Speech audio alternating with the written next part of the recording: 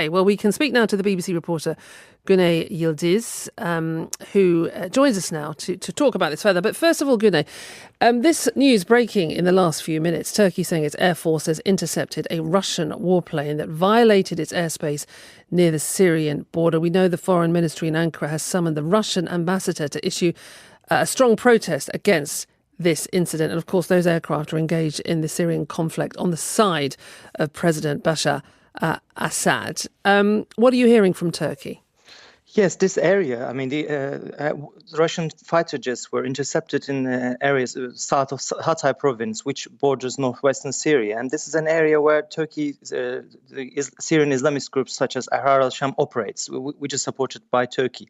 And it can be extremely dangerous because Turkish jets previously shot down a Syrian fighter jet in the area after one of its own fighter jets were downed by Syrian defense system in the last 2 years. But of course, this is altogether a different ball game with Russia.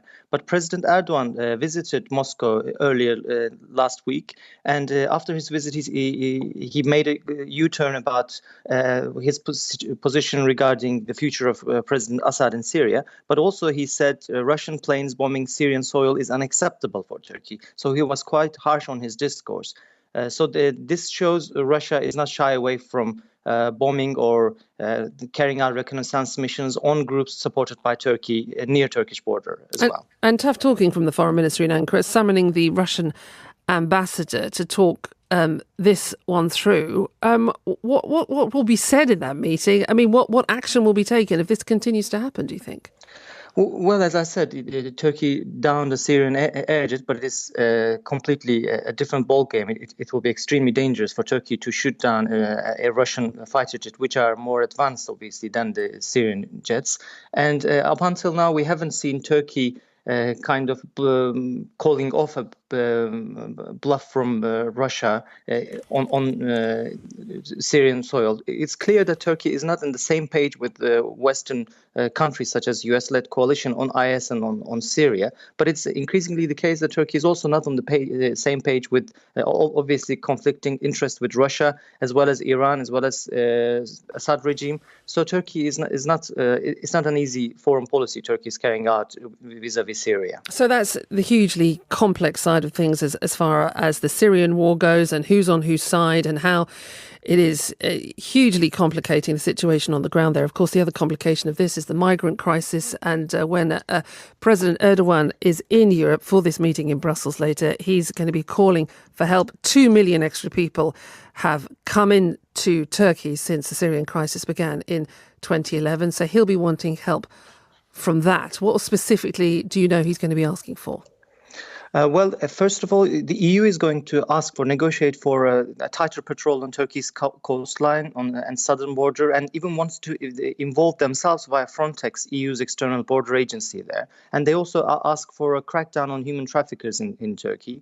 And it's thought that they're going to offer more financial aid to Turkey to make it easier for Syrians to live in Turkey, so that they may stay in Turkey rather than going to Europe. And they ask for a better screening of migrants for refugee status on Turkish soil. On the other hand, Mr. Erdogan is expected to press for more EU involvement to end the war in Syria. He also wants EU support to establish a safe zone in northern Syria, just over the Turkish border. But this has been ruled out by European leaders before. And EU as sweetener, EU is expected to offer the resettlement of more Syrians, which is a demand by Turkey too. And to speed up the process of lifting visa restrictions for Turkish travelers. These are the issues to be negotiated, but each of these items are very difficult to implement, obviously, including the visa restrictions for a Turkish traveler. And also, Erdogan is facing a tough time domestically as well in Turkey, and he would want to seek a shift in EU's tone of criticism towards him, especially with regard to his crackdown on Kurdish rebels as well as Kurdish political parties, and attacks on Kurdish civilians, as well as press freedom and pressures on judiciary. So there's a subtle shift on EU policy towards Turkey on that too. Guney Yildiz, BBC reporter, thank you.